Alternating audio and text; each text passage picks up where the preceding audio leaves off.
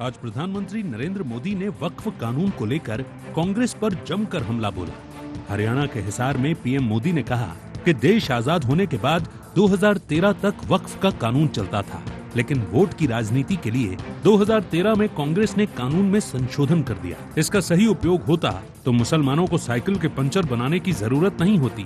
यदि मुसलमानों के प्रति कांग्रेस को थोड़ी भी हमदर्दी है तो कांग्रेस अपनी पार्टी का अध्यक्ष किसी मुसलमान को बनाए, 50% टिकट मुसलमानों को दे।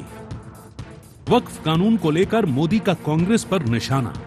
देश की आजादी के बाद 2013 तक वक्फ कानून चलता रहा। कांग्रेस ने 2013 में कानून में कर दिया संशोधन। बाबा साहेब के संविधान को कांग्रेस ने बदला। वक्फ कानून का सही इस्तेमाल होता तो मुसलमानों को पंक्चर बनाने की जरूरत नहीं पड़ती। मोदी ने कांग्रेस से पूछा सवाल, कांग्रेस को मुस्लिमों से हमदर्दी तो बनाए अध्यक्ष, 50% मुसलमानों को दे टिकट। अगर सच्चे अर्थ से आपके दिल में मुसलमानों के लिए थोड़ी भी हमदर्दी है तो कांग्रेस पार्टी अपने पार्टी के अध्यक्ष मुसलमान को बनाए। क्यों नहीं बनाते भाई?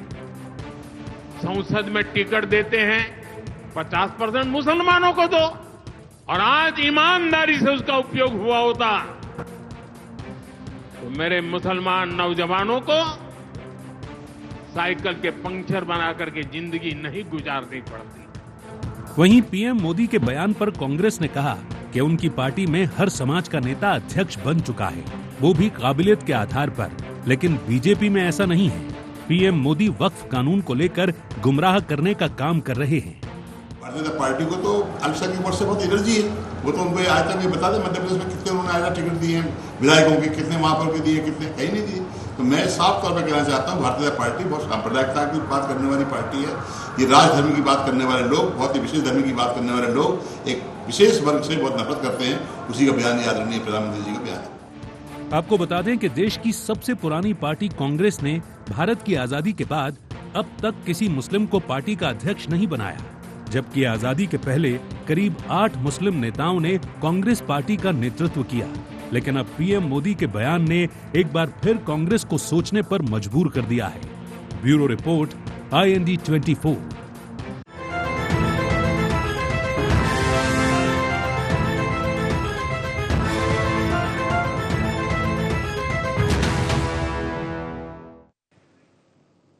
नमस्कार, IND एजेंडा मोदी का महाप्रहार में आपका स्वागत है। मैं हूं आपके साथ नवीन पुरोहित। चर्चा को विस्तार देंगे, उसके पहले IND एजेंडा के मुख्य बिंदुओं की तरफ एक निगाह डालते।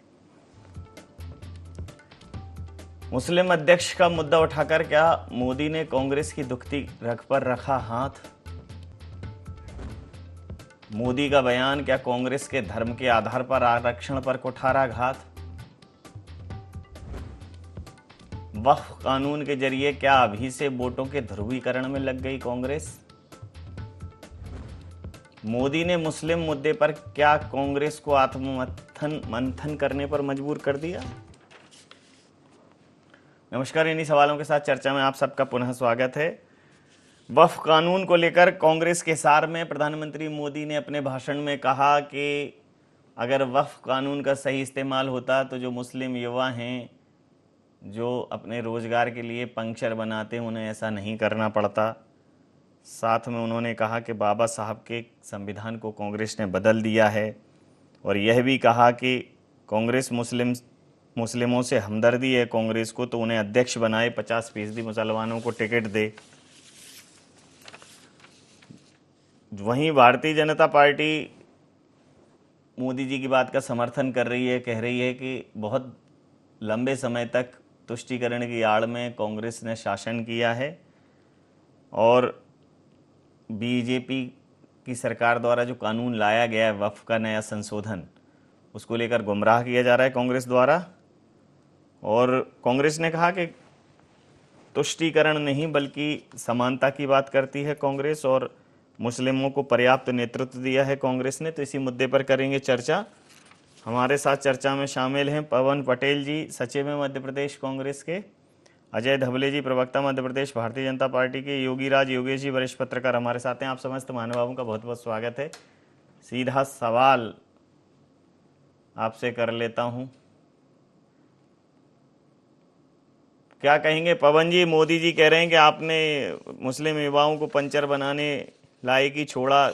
जो वक्फ कानून था, वक्फ की संपत्ति थी, उससे जो प्रॉस्पेरिटी आ सकती थी, उस समाज का भला हो सकता था, आपने उसे हाशिए पर रखा।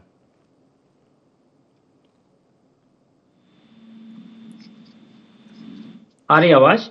आ रही।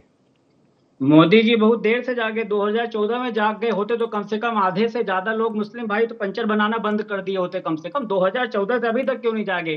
पहले ही जाग जाना चाहिए मोदी जी को। देखिए, मोदी जी का एक फितरत को समझने का प्रयास कर रही है भारतीय जनता पार्टी का। इन्होंने अब क्या किया कि सब देश की संपत्तियां बेच दी, अब कुछ मिल नहीं रहा तो अब वक्फ की तरफ नजर गई। अब जब वक्फ वाली खत्म हो जाएगी तो गुरुद्वारे की तरफ जाएंगे, फिर इसके बाद चर्च की तरफ जाएंगे, इसके बाद मंदिरों में जाएंगे। नंबर सबका आएगा, देखते रहिएगा। ये अब इतना बढ़ा चढ़ा करके इसको पेश कर रहे हैं। आप पुराना जो वक्फ बिल था और नए वक्फ बिल, पुराने में भी विवादों का समाधान कलेक्टर के द्वारा किया जाता था, लिखा हुआ आप दोनों का पढ़ सकते हैं। वक्फ के पास अधिकार थे, अब अधिकार को हटा दिया गया है, मतलब अधिकार विहीन वक्फ को बना दिया गया है। पहले आयुक्त और अपर आयुक्त द्वारा संचालित होता था जो इनका सर्वेक्षण था, अब कलेक्टर के द्वारा करेंगे। कौन सा बड़ा चमत्कार कर दिया, बता दे भैया। सभी सदस्य मुस्लिम होने चाहिए, अब सभी सदस्य मुस्लिम नहीं होने चाहिए। अब 2-4 सदस्य जैसे संपत्ति को मोदी जी को अपने हिसाब से किसको देना है, क्या करना, तो 2-4 सदस्य जैसे चीफ जस्टिस ऑफ इंडिया को मुख्य चुनाव आयुक्त में हटा दिया, उस कमेटी में अपने एक पसंदीदा मंत्री को रख करके मुख्य चुनाव आयुक्त को नियुक्ति पत्र का वितरण कर दिया उन्होंने, कि जिससे चुनाव अपने हिसाब से जीता जा सके। इस तरह उन्होंने गैर मुस्लिम को भी इसका कमेटी का सदस्य बना दिया गया। एक ही अचीवमेंट हुआ। पहले 2 मुस्लिम महिलाएं थी, पहले भी 2 मुस्लिम महिलाएं थी, उसमें प्रावधान था जो राज्य वक्फ बोर्ड था, पहले भी था। अब इन्होंने बड़ा बढ़ चढ़ के मुस्लिमों को भागीदारी दे दी। विशेष परिस्थितियों में पहले भी उच्च न्यायालय जाने का अधिकार था, अब इन्होंने उसको 90 दिन की सीमा कर दी। बहुत बड़ा काम कर दिया। राज्य सरकारें कभी भी इनके खातों को चेक कर सकती थी। तो ये बड़ा घुमा फिरा कर कि इसको पेश करने का प्रयास है भारतीय जनता पार्टी का। वक्फ का मतलब है कि जो अपने स्वेच्छा से दान किया हो मुस्लिम समाज, उनके जो, लेकिन वो ये कह रहे हैं कि अध्यक्ष क्यों नहीं बना देते मुस्लिम? अरे अब ये तो कुछ भी कह सकते हैं, इनके कहने का क्या है। ये इन्होंने तो बना दिया, राष्ट्रपति बना दी ना। राम मंदिर के प्राण प्रतिष्ठा में गए थे, नहीं जा पाई ना। यहाँ पिछड़े वर्ग का मुख्यमंत्री तो बना दिया है ना, लेकिन सुप्रीम कोर्ट रोज फटकार लगा रहा है कि आरक्षण दो, आरक्षण दो। तो ये तो कहते हैं उन्होंने, मोदी जी ने अपना जो चरित्र है, अपना जो उसको चरितार्थ कर दिया कि किसी भी वर्ग को उसको हक अधिकार मिले ना मिले, उसके नाम पर एक पुतला बना दो और अपनी पीठ ठोको कि भाई हमने ओबीसी का मुख्यमंत्री दे दिया, मतलब ओबीसी का बड़ा हो गया। अब ये बात अब हमारे बोल रहे हैं कि हम कांग्रेस पार्टी मुस्लिम को या किसी वर्ग विशेष को सिर्फ एक नुमाइंदा बना करके पेश करने से उसके उस वर्ग का हक और अधिकार उसको नहीं मिलते हैं। जब तक पार्टी की विचारधारा, उसकी सोच नहीं होगी, तब तक उसके अधिकार नहीं मिलेंगे। ये मुस्लिम को बता दे भैया, कितने मुस्लिम मंत्री सदस्य हैं संसद के, इनके यहाँ बता दें। अभी कुछ जो मुस्लिम हुए करते, दो लोगों का इन्होंने शहजवान हुसैन और मुख्तार नकवी जी का कहाँ गायब कर दिया, पता ही नहीं। तो ये भारतीय जनता पार्टी के कथनी और करनी को हम अपनी पीठ ठोकने का काम करेंगे। ये बड़े बड़े विज्ञापन देने के बाद मोदी जी बोले हैं तमाम मीडिया में कि सामने वाले को बोलने मुंह में ताला लग गया। मोदी जी कुछ बोलते नहीं है, फिर बोलते हैं तो फिर सामने वाले के मुंह में ताला लग जाता है। हमारा तो ताला नहीं, डबल मुंह खुला हुआ, बताए ना, कोई ताला नहीं लगा है। ये सिर्फ ये ध्यान भटकाने का प्रयास है। और ये नोट कर लीजिएगा, कुछ दिन बाद अपन डिबेट कर रहे होंगे कि सिख समुदाय की जो है उसकी प्रॉपर्टी को कैसे किया जाए। अभी सब बेचते जा रहे हैं, खत्म होता जा रहा, कर्जे पे कर्जा लेते जा रहे हैं। तो अब ये इनके लगे हुए मैनेजमेंट वाले की कहां से निकाला जाए। तो अभी कुछ दिन बाद मंदिर का भी आएगा नंबर, सभी का नंबर आएगा इस तरह। तो भारतीय जनता पार्टी उसमें कर रही है। देखिए वक्त में जो संशोधन, अभी हम इनका अजय धवले जी का नंबर ले आते हैं, सबका आएगा। अजय धवले जी, सबका नंबर आएगा, कोई नहीं बचेगा। प्रधानमंत्री मोदी जी जो है ऐसी बात करके तुष्टीकरण की बात कर रहे हैं। विचारधारा है कांग्रेस की जो मुस्लिमों का भी संरक्षण करती है, बाकी वर्गों का भी करती है। तुष्टीकरण की राजनीति नहीं है, समानता की राजनीति है। आपके सामने ही पवन पटेल जी उग्रता से बोले हैं। जी नवीन जी, मुझे लगता है राहुल गांधी जी की जैसी समझ है वैसी अभी कांग्रेस के प्रवक्ताओं की भी समझ होगी है। तो जिन्होंने दो चीजें जो बताई, एक तो पहले मैं सारी चीजों का उत्तर देना चाहूंगा। इन्होंने कहा कि 2014 के पहले ये बता दें कि इलेक्शन कमीशनर की नियुक्ति कैसे होती थी, क्या तब सीजीआई थे? तो पहली बात तो ये इस बात का उत्तर कांग्रेस के प्रवक्ता साथी दे दे। दूसरा, उन्होंने कहा कि मोदी जी ने सारी संपत्तियां बेच दी। दो ऐसी मुझे लगता है सार्वजनिक उपक्रम की बात मेरे मित्र पवन पटेल जी अभी डिबेट में हम सभी के बीच में रख दे कि भारतीय जनता पार्टी ने, आदरणीय प्रधानमंत्री श्री नरेंद्र मोदी जी सरकार ने ऐसे कौन से दो डिसइन्वेस्टमेंट किए हैं जिससे भारत सरकार का नुकसान हुआ है। अब तीसरे बड़े प्रश्न पे आते हैं कि वक्फ के नए संशोधन विधेयक की आवश्यकता क्यों थी। नवीन जी, 1954 का जो पेरेंट एक्ट था उसमें 1995 में एक बदलाव होता है, एक अमेंडमेंट होता है, तत्कालीन कांग्रेस की सरकार ने किया। 2013 में फिर से एक अमेंडमेंट होता है जिसके माध्यम से और बिना किसी डिबेट, डिस्कशन, कंसल्टेशन के वो अमेंडमेंट हुआ चुनाव के एन पहले 2014 के जो चुनाव थे उसके आम चुनाव के पहले वो संशोधन होता है। उस संशोधन के माध्यम से एक ट्राइब्यूनल की व्यवस्था कॉन्स्टिट्यूट की गई। आज की तारीख में 40,951 मामले वक्फ की संपत्तियों के डिस्प्यूटेड प्रॉपर्टीज को लेकर चल रहे हैं। मध्य प्रदेश में वक्फ की जितनी संपत्ति है 15,008 संपत्तियां मध्य प्रदेश में वक्फ है।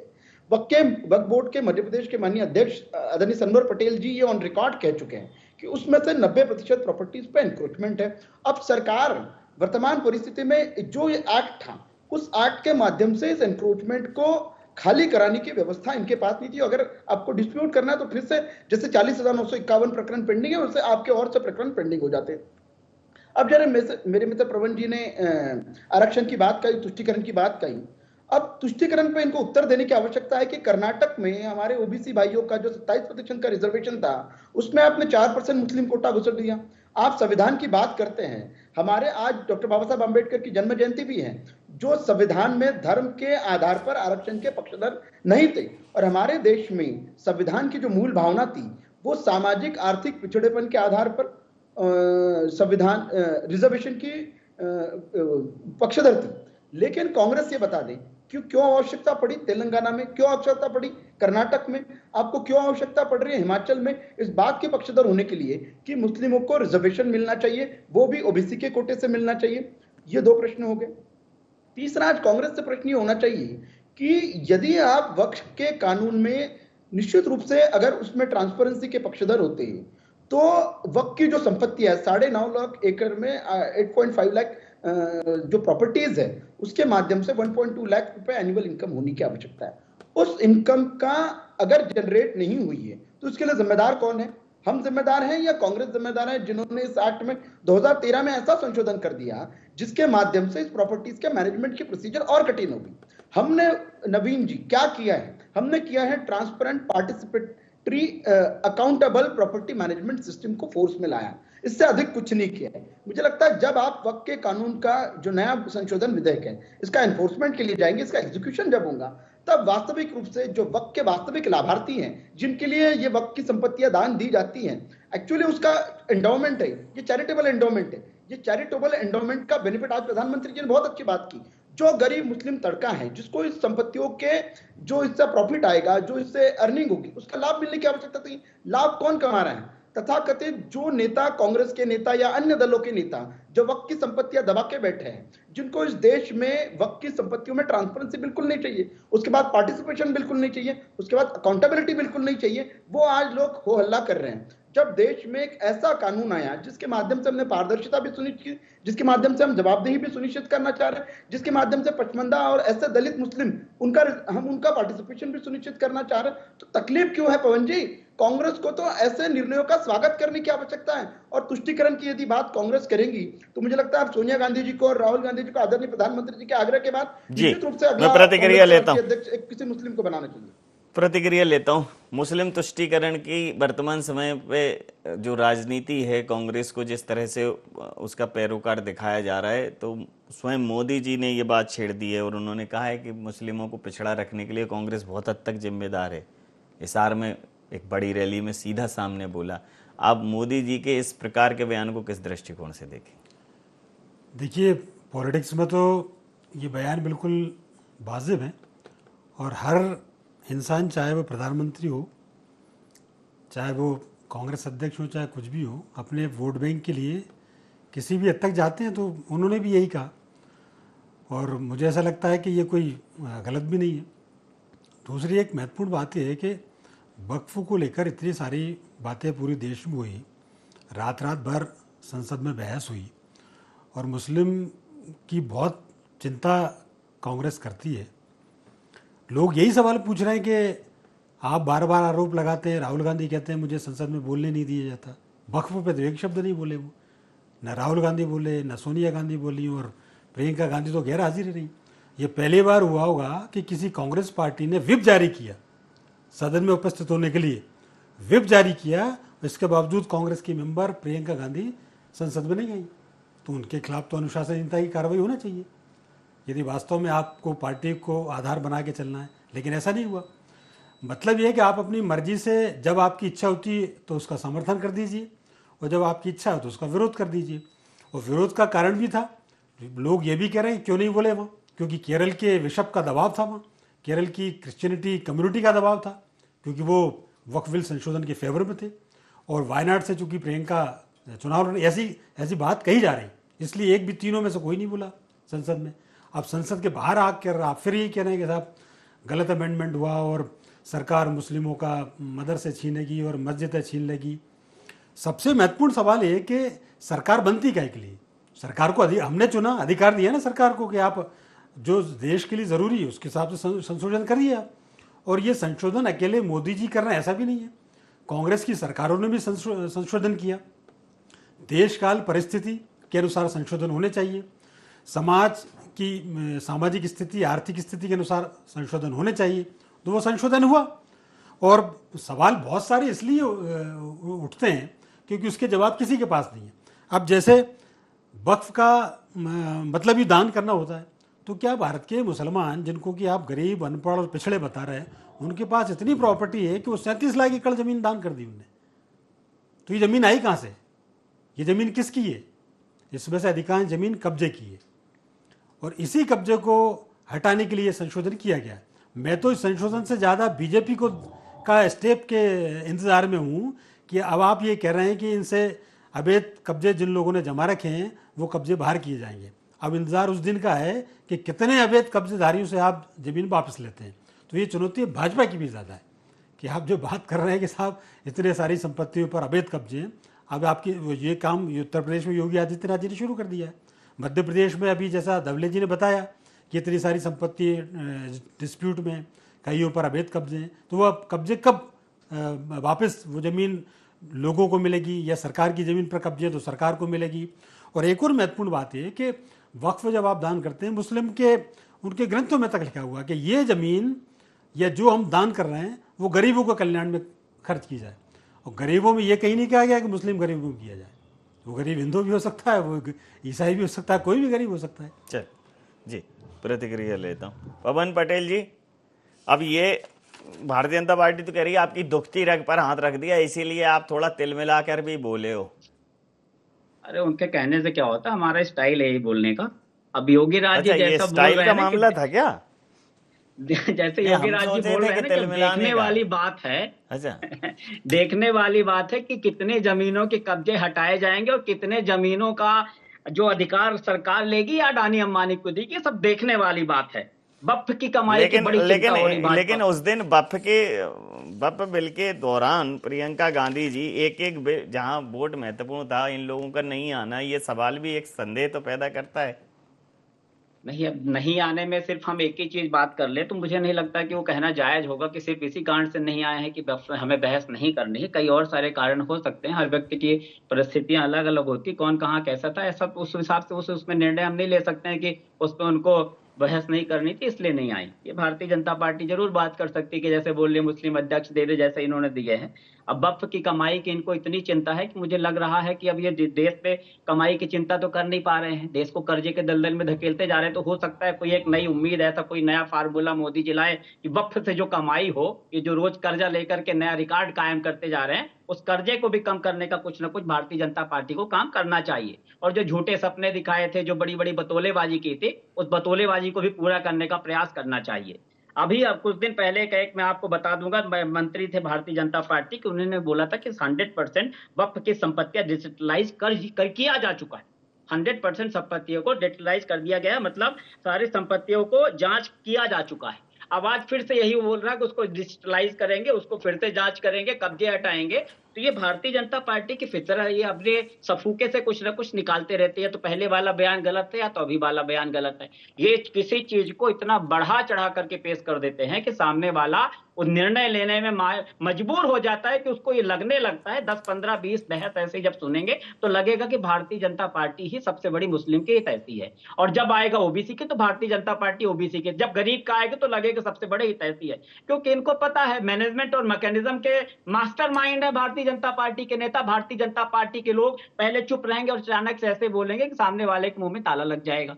ये हकीकत से कुछ नहीं, कितना बड़ा संशोधन, दोनों का कंपेरिजन कर लीजिए, पहले का जो बफ का बिल था और अभी के बफ बिल कर लीजिए। मैं दावे के साथ कहता हूं कि हर व्यक्ति इसी निर्णय पर निकलेगा कि इतना बड़ा नहीं जो राई का पहाड़ बना जा रहा है, इतना बड़ा इन्होंने कह दिया कि पहले भी सुप्रीम कोर्ट कर सकता था, इन्होंने 90 दिन का कर दिया, तो पीठ ठोक दो भैया अपनी, बड़ा अच्छा कर दिया। तो भारतीय जनता पार्टी करना कुछ नहीं, कहना बस, कहना सवा बात है और करना कुछ नहीं, रत्ती भर की बात। तो मैं कहता हूं कि मैं तो खुला कहता हूं कि भारतीय जनता पार्टी देश हित में, किसी भी वर्ग विशेष के हित में, धर्म को छोड़ करके, किसी के साथ छल कपट को छोड़ करके करे तो हम तो स्वागत करते हैं। लेकिन ये बात करते अभी हम बोलेंगे चुनाव आयोग तो कांग्रेस, अरे तो तुम कांग्रेस थे भैया, कांग्रेस तुम्हारा आइडियल है क्या भैया? कांग्रेस को तो कोस कोस के पानी पिया कि बड़ा भ्रष्टाचार किया, कि देश को आजाद करा दिया, अंग्रेजों को भगा दिया, रो रो के। जब तुम्हारी सरकार बन गई तो कुछ तो अपना करो, कांग्रेस की ही नकल करोगे कि कांग्रेस जैसा करती थी वैसे करेंगे। कांग्रेस का ही रोना, अरे पूछ लेता हूं, आपकी बात पर ही पूछ लेता हूं।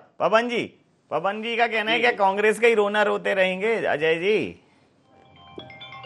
निश्चित तौर पे नवीन जी, कांग्रेस का रोना इसलिए रोना आवश्यक है कि इतिहास को कभी मिटाया नहीं जा सकता। इतिहास को बार बार देश को अवगत कराने की आवश्यकता है, क्योंकि आपकी नींव हमेशा इतिहास पे खड़ी होती है।